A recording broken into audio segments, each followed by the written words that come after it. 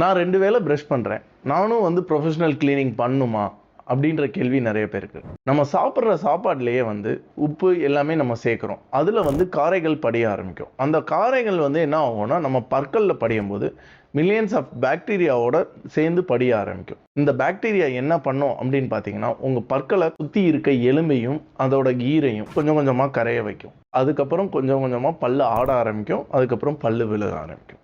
இதனால தான் ப்ரொஃபஷனல் கிளீனிங்கிறது சொல்கிறோம். டாக்டர், நான் ப்ரொஃபஷனல் கிளீனிங் பண்ணாலுமே என் பற்கள்லாம் வந்து டேமேஜ் ஆயிரும்னு சொல்கிறாங்களே, எனாமல் போயிடும் அப்படின்றாங்களே, அது உண்மையா? கிளீனிங்கிறது அல்ட்ராசோனிக் ஸ்கேலர்ஸ். இப்போ வந்து எந்த டென்டல் கிளினிக் போனீங்கனாலும் அல்ட்ராசோனிக் ஸ்கேலரில் தான் கிளீனிங்கே பண்ணுறாங்க. இது என்ன பண்ணும் அப்படின்னு பார்த்தீங்கன்னா அதிர்வலை, இந்த காரைகள் படிஞ்சிருக்கிறத அதிர்வலை மூலமாக உடச்சி எடுக்கும். ஸோ இது வந்து நம்ம பல்ல சுரண்டுற மாதிரி கிடையாது. உங்களோட எனாமல் எதுவும் டேமேஜ் ஆகாது. உதாரணத்துக்கு நான் வந்து இப்போ ஒரு வீடியோவும் நான் பண்ணி காமிக்கிறேன். கையில் நம்ம அந்த ஸ்கேலரை வச்சு நம்ம பண்ணி பார்க்கலாம். உங்களுக்கு இதுலேயே க்ளீனாக தெரியும். நகத்துலேயும் எந்த கீரோலும் விழுகாது, சதையிலையும் எந்த கீரோலும் விழுகாது. ஸோ இது 100% சேஃபான ஒரு விஷயந்தான். நீங்கள் கண்டிப்பாக க்ளீனிங் பண்ணிக்கலாம்.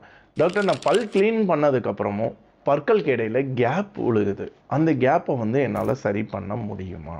இந்த கேப்பை வந்து சரி பண்ண முடியாது. ஏன் அப்படின்னா ஆல்ரெடி வந்து உங்களுக்கு காரைகள் படிஞ்சு அந்த எலும்பை கரைச்சது தான் அந்த கேப். அதை வந்து திரும்ப எலும்பு வளர வைக்கிறது அப்படின்றது 90% கஷ்டம்.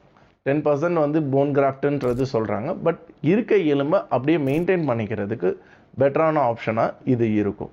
ஸோ இது எல்லாமே நம்ம க்ளீன் பண்ணும்போது இதெல்லாம் ஹெல்த்தி கேப்பாக நம்ம மெயின்டைன் பண்ணிக்க முடியும்.